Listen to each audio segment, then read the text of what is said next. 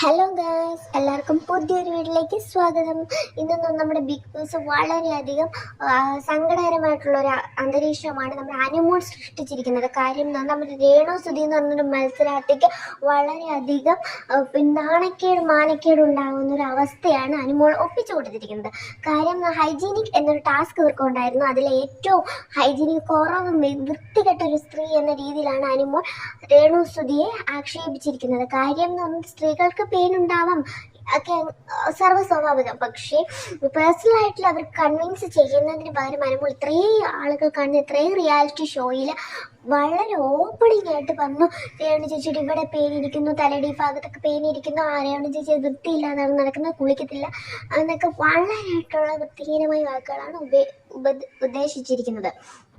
കാര്യം എന്ന് പറഞ്ഞു കഴിഞ്ഞാൽ രേണുസുടെ ഹെയർ എക്സ്റ്റൻഷൻ വെച്ചിരിക്കുന്ന ആളാണ്. അവർക്ക് പേനും ഈരുമൊക്കെ കാണും. പക്ഷേ അത് അവർക്ക് പേഴ്സണലായിട്ട് ഒന്ന് കൺവിൻസ് ചെയ്യുന്നതിന് പകരം ഇത്രയും ആളുകൾ നിൽക്കുന്നിടത്ത് അപമാനിക്കുകയാണ് ചെയ്തിരിക്കുന്ന അനുമോൾ ചെയ്ത പ്രവൃത്തി ഒട്ടും ആർക്കും യോജിക്കാൻ കഴിയാത്തതാണ്. വളരെയധികം സൈബർ ബുള്ളിങ് നേരിട്ട വ്യക്തിയാണ്. പക്ഷേ എന്നാൽ ഈ റിയാലിറ്റി ഷോയിൽ പോയതിന് ശേഷം അവർക്ക് അതിനേക്കാൾ ബുള്ളിങ് നേരിട്ട് ആദ്യം അക്ബറിൻ്റെ ആയിരുന്നു, പിന്നെ ഇപ്പോൾ അനുമോളുടെ വളരെയധികം മാനസിക സംഘർഷം അവിടെ അനുഭവിക്കുന്നുണ്ട്. രേണുസുധി അലമുറയിട്ട് കരഞ്ഞ് പറയുകയാണ്, ബിഗ് ബോസ് എനിക്ക് വീട്ടിൽ പോകണം, എനിക്ക് പറ്റുന്നില്ല എന്നൊക്കെ ബിഗ് ബോസിനോട് രേണുസുധി താഴ്മയായിട്ട് പറയുകയാണ്. എത്ര ഹൈജീനിക്കുള്ള കുറവുള്ള വ്യക്തിയാണെങ്കിൽ അനുമോൾ ഇത്രയ്ക്ക് പരസ്യമായിട്ട് നമ്മൾ രേണുസുധി പരിഹസിക്കേണ്ടായിരുന്നു. അനുമോളുടെ ഈ പ്രവൃത്തിയോട് നിങ്ങൾ യോജിക്കുന്നുണ്ടോ ഗൈസ്?